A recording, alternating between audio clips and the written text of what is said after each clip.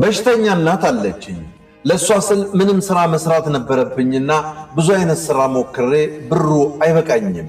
ስለዚህ ሴተኛ ዳሪነት ገባሁ። ካዛንቺስ የሞቀ ሰፈር ነው።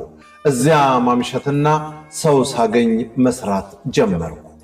አንድ ቀን የቀን ሰራተኛ የሚመስል ወጣት መጣና ምን ልጋብዝሽ አለኝ።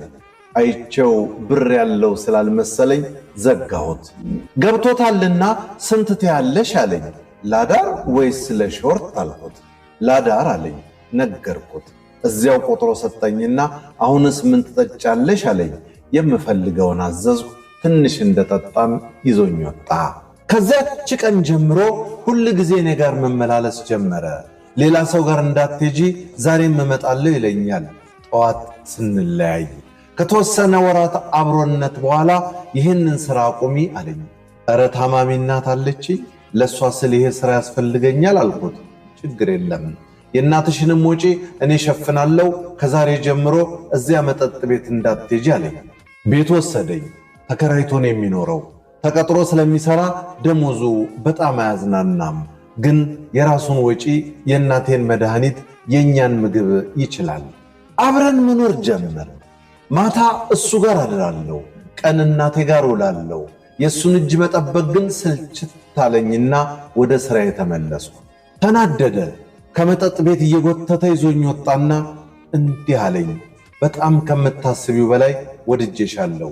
እባክሽን ሌላ ሰው አትይብኝ፣ የኔ ብቻ ሁኚ። በአቅሜ የቻልኩትን ሁሉ አደርግልሻለሁ አለኝ። እንደዚህ የሚሟዘዝ ፍቅር የሚል ሰው አይመቸኝምና ዝም አልኩት። በነጋታውም ሄድኩኝ። በቃ እሄዳለሁ፣ መጥቶ ጎትቶ ይወስደኛል። እንዴ አይሰለቸውም እንዴ ይሉኛል ጓደኞቼ። በመሃል እናቴ ሞተችብኝ። ሐዘኑን ከጎኔ ሳይለይ አብሮኝ ከረመ። በጣም ገረመኝ። ከምሩን ነው ግን ወደድኩሽ አለኝ። ከኔ ምን ፈልጎ ይሆን? ከእናቴ ሐዘን ለመጽናናት ረጅም ጊዜ ፈጀብኝ። ወጪዎቼን ሁሉ እሱ ነበር የሚሸፍንልኝ። በመሃል ታመምኩ። ሐኪም ቤት ይዞኝ ሄደ። ሙሉ ምርመራ ተመረመርኩ። HIV በደሜ ተገኘ። ማመን አቃተኝ። ደነገጥኩ፣ አለቀስኩ። እሱም ደነገጠና ተመረመረ። የለበትም።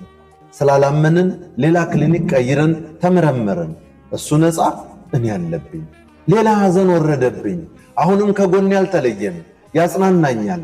እንዳይደብረኝ ይዞኝ ይወጣል። በቃ በጣም መልካም ሰው ነው። አንድ ቀን እራት ይዞኝ ወጣና ቀለበት ሊያደርግልኝ ሲል እንዴ ያመሃል? እኔ እኮ HIV